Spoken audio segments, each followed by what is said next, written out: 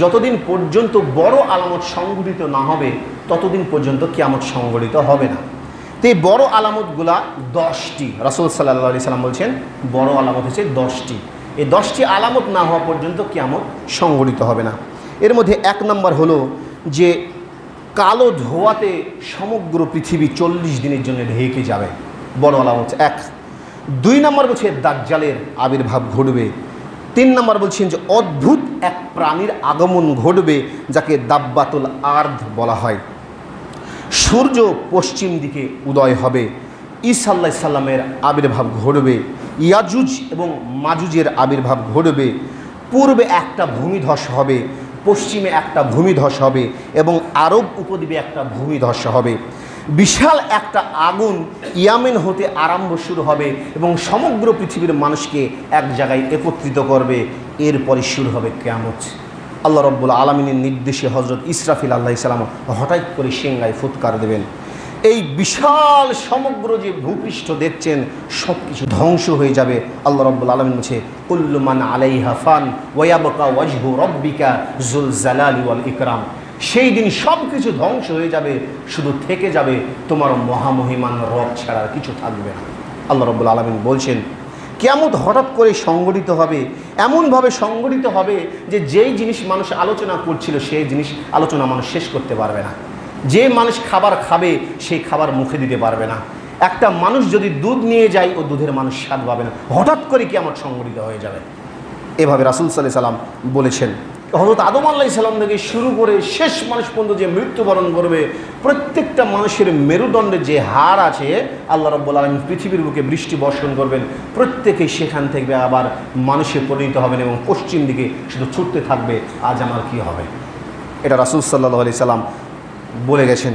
এবং সেই দিন আল্লাহ রাব্বুল আলামিন নিজেই নিজেকে বলবে লিল্লাহি ওয়াহিদুল কাহার। আর শুধুমাত্র ক্ষমতা কার? আল্লাহ রাব্বুল আলামিন নিজেই নিজেকে বলবে একমাত্র আল্লাহ, আর কারো নয়। রাসূল সাল্লাল্লাহু আলাইহি সাল্লাম বলছেন সহিহ বুখারী হাদিস, কিয়ামতের দিন আল্লাহ রাব্বুল আলামিন আকাশকে ডান হাতে গুটিয়ে নেবেন। তারপর তিনি বলবেন আমি একমাত্র বাদশাহ। দুনিয়ার যত রাজা বাদশাহ দাম্ভিক লোক ছিল আজ তারা কোথায়? তারপর আল্লাহ রাব্বুল আলামিন তার বিচার কার্য শুরু করবেন। তাহলে বুঝতে পারছেন যে কিয়ামত অবশ্যই সংঘটিত হবে। রাসূল সাল্লাল্লাহু আলাইহি সাল্লাম বারবার এই কিয়ামত সম্পর্কে মানুষকে সতর্ক কেন করছে জানেন?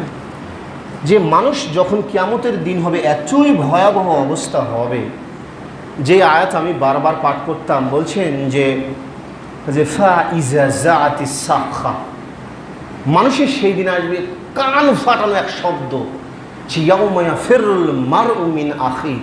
সেই দিন মানুষ পালিয়ে যাবে তার ভাই হতে, সে ওয়া উম্মিহি ওয়া আবি, পিতা মাতা হতে পলায়ন করবে, ও সাহিবাতিহি ওয়া বানি, সে যাই যেখানে আছে পুত্র সন্তান ভাই যত নিকট আত্মীয় আছে সেই দিন পালিয়ে যাবে।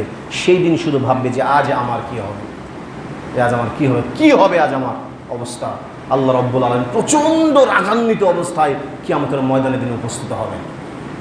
এত পরিমাণে রাগান্বিত অবস্থায় থাকবে, মানুষ ভয় শুধু ছুটাছুটি করবে যে কি হবে আজ আমার, কিচ্ছু করার নাই। যদি আমল না থাকে সেই দিন তো বুঝতে পারবেন কী অবস্থা।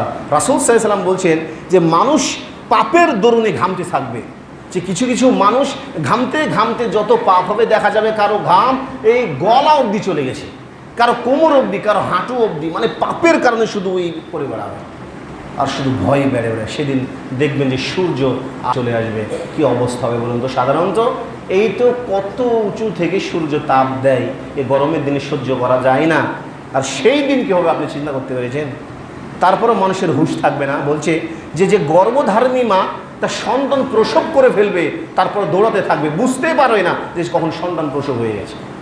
বলছে যে ছোট বালক তার চুল পেকে যাবে ভয়ে, এমন ভয়াবহ অবস্থা হবে।